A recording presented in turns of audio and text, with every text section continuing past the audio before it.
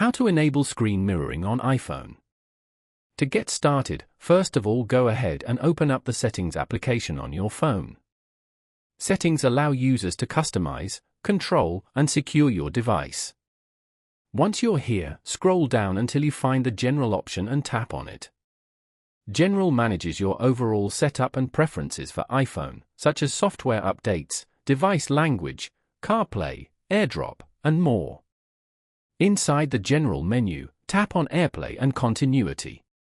Now, tap on Automatically AirPlay. Here, change the settings from Never to Ask.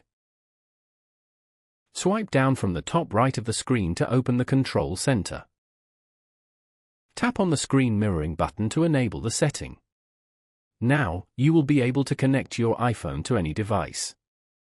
Following these steps, you can easily enable screen mirroring on an iPhone.